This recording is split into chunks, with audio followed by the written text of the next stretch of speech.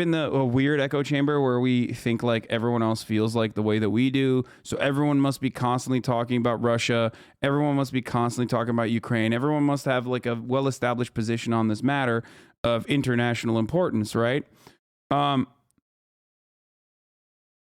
Except that's not the case, as we know. 26% of the country, what, goalpost? 26% of the country, I think, believes that we should have major involvement in Ukraine. I think more people want minimal involvement, but ultimately, most people just don't care, right? Most normal people do not give a fuck. That's not a good thing or a bad thing. I'm just stating that, like, most Americans don't give a fuck. Now, the reason why most Americans don't give a fuck is because of people like Tucker Carlson, who recognize that most Americans don't give a fuck and then do a very good job of propagandizing against it. I'm not saying this is the adequate position to take here. Please do not misunderstand me. I'm saying that Tucker Carlson is a villainous, vicious propagandist, okay? Very, very fucking good at taking any sort of fucking situation and churning out hyper-nationalistic, right-wing propaganda. Good evening and welcome to Tucker Carlson Tonight. Since the day that Donald Trump became president, Democrats in Washington have told you have a patriotic duty to hate Vladimir Putin. It's not a suggestion, it's a mandate. Anything less than hatred for Putin is treason. Many Americans have obeyed this directive. They now dutifully hate Vladimir Putin. Maybe you're one of them. Hating Putin has become the central purpose of America's foreign policy. It's the main thing that we talk about. Entire cable channels are now devoted to it. Because you are not in Europe and USA people are just talking with no nonsense. They don't even know what's going on there and how USA manipulate with idiots. Very soon, that hatred of Vladimir Putin could bring the United States into a conflict in Eastern Europe. Before that happens, it might be worth asking yourself, since it is getting pretty serious, what is this really about? Why do I hate Putin so much? Has Putin ever called me a racist? Has he threatened? Bro, this is literally the Viet Cong never called me the N-word, but for people who love saying the N-word, by the way. This is Tucker Carlson's, like, incredibly important method. Okay? This is his watershed moment. This is the speech. Okay?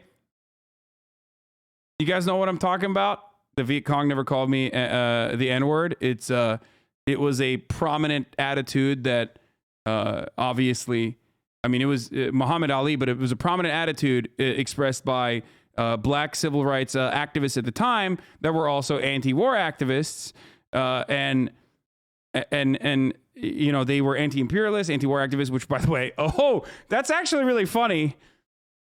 Thinking about that, that's one of the instances where the New York Times actually criticized MLK at the time was because of his anti-imperialist attitude towards America in Vietnam. So that was, we never talk about that either. But hey, that was the justifiable right thing to do in that moment, okay? We had to go into Vietnam.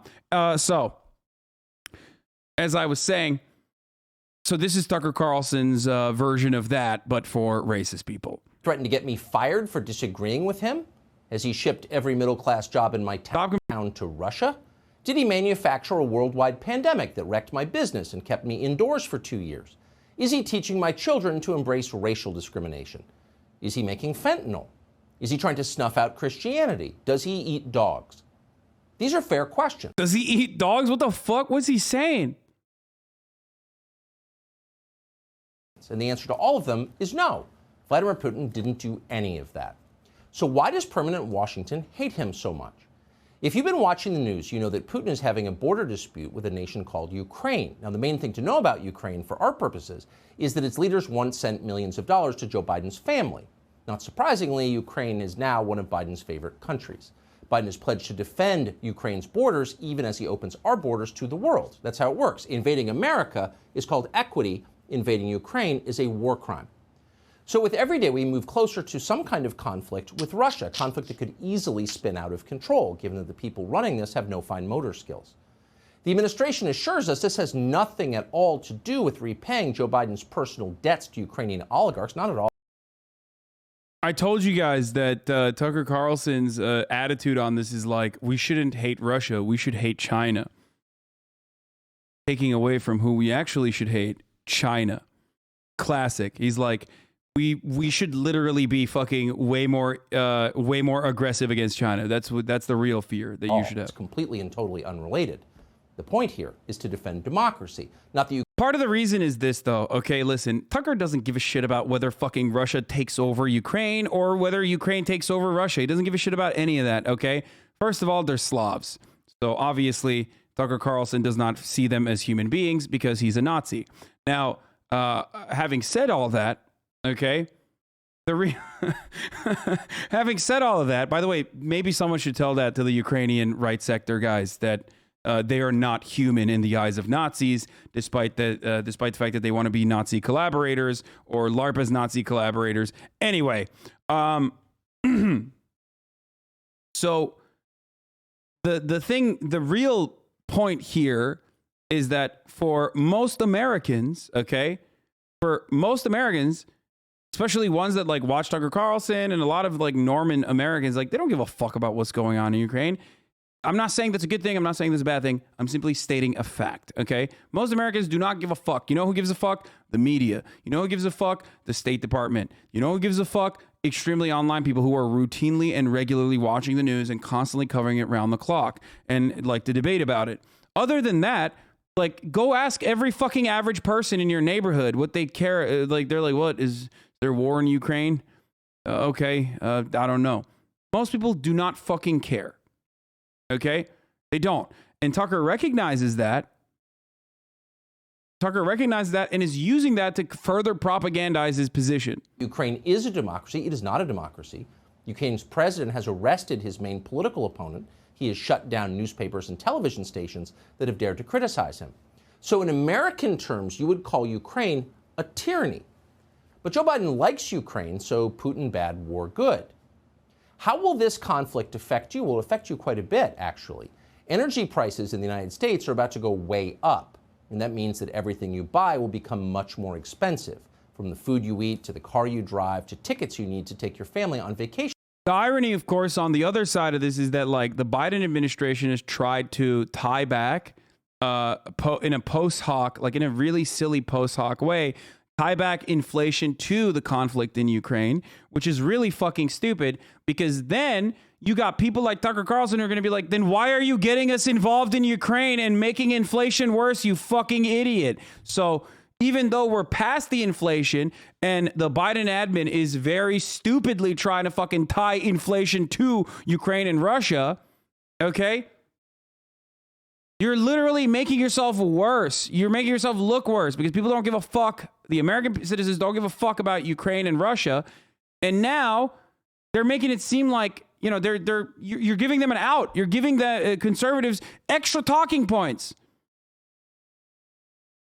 Not only does inflation predate our dealings with Russia and Ukraine, but also on top of that, Americans now think you are making it worse. This summer, assuming you can still afford vacation. Here, look, the pain will be worth it, Biden and Kamala. The absolute worst domestic policy strategy.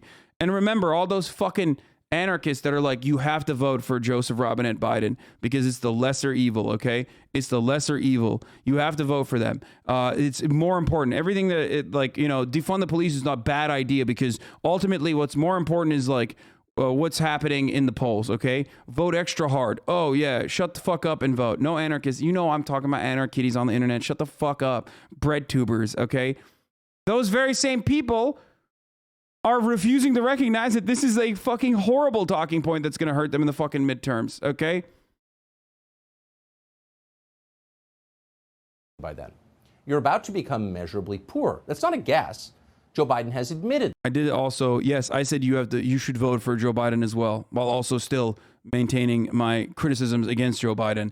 And then everyone would yell at me and say that I'm wrong for even saying that Joe Biden is bad and I should be excited to vote for him. But you know how it is. On the other hand, you're going to win an important moral victory against dastardly old Vladimir Putin, who is much, much worse than Justin Trudeau, just so you know.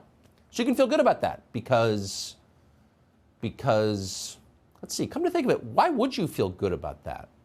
It seems like a pretty terrible deal for you and for the United States. Hunter Biden gets $1 million a year from Ukraine, but you can no longer afford to go out to dinner. That's not a bargain. So what are we missing here? What we're missing is the big picture, and that's why Joe Biden has dispatched Kamala Harris to explain that picture to us. Kamala Harris's old job was to open America's borders. She did that. Her new job is to keep Ukraine's borders closed. Kamala Harris was in Europe the other day to explain the whole thing. She began with a history lesson, letting the European peoples know about their recent past, which she assumes they've forgotten since so few of them speak English.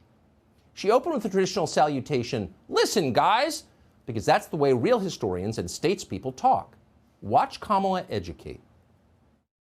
I mean, listen, guys. We're talking about the potential for war in Europe. I mean, let's really take a moment to understand the significance of what we're talking about. It's been over 70 years. And through those 70 years, as I mentioned yesterday, there has been peace and security. We are talking about the real possibility of war in Europe. Dude, she makes it so easy, though. Like, she's just so fucking, like, patently, categorically unlikable, making it so fucking easy for, like, dislike her. Listen, guys, you may be Europeans who live in Europe, but you don't fully understand the ramifications of war in Europe. That's your problem. The thing about Europe, you've had peace and security for more than 70 years. Kamala Harris just told the Europeans that. And that, by the way, is true if you don't count the breakup of Yugoslavia, which caused hundreds of thousands of deaths in the 1990s, or the Soviet occupation of half of the landmass, which amounted to the enslavement of hundreds of millions. But apart from that, Mrs. Lincoln, it's all been peace and security in Europe until now. Now, the Soviets were fine. Vladimir Putin is bad. What do we do about that? Kamala Harris explained that too. Watch. And the allied relationship is such that we have agreed that the deterrence effect of these sanctions is still a meaningful one, especially because, remember also, we still sincerely hope that there is a diplomatic path out of this moment. And within the context then of the fact that that window is still although it is absolutely narrowing, but within the context of a diplomatic path still being open, the deterrence effect, we believe, has merit. Got that? Take a breath and let it sink in. Here it is again. Quote, "We have agreed that the deterrence effect of these sanctions is still a meaningful one, especially because, remember also, we still sincerely hope that there is a diplomatic path out of this moment." And within the context then of the fact that the window is still open, although it is absolutely narrowing, but within the context of a diplomatic path still being open, the deterrence effect, we believe, has merit. Well, of course it has merit. The only Crochet class, Tex Montel? What the fuck is that? Is that like the person that they said she fucked to get ahead or whatever? Is that what they're saying? Oh, yeah, yeah. Well, not to get ahead, but oh, yeah. This is it. Yeah. Montel Williams addresses dating history with Kamala Harris back in 2019. No, yeah. Dude, that's so weird. Like, why are you bringing that up?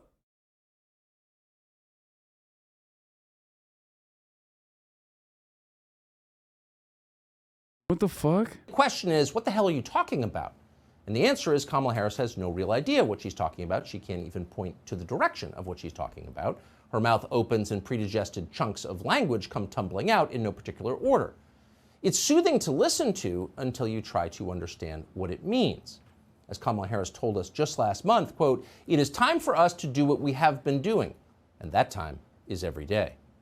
To which we'd respond, "That's right, Ms. Vice President Person. Today is the first day of the rest of your life. Learn it, love it, live it. And while you're at it, eat, pray, love."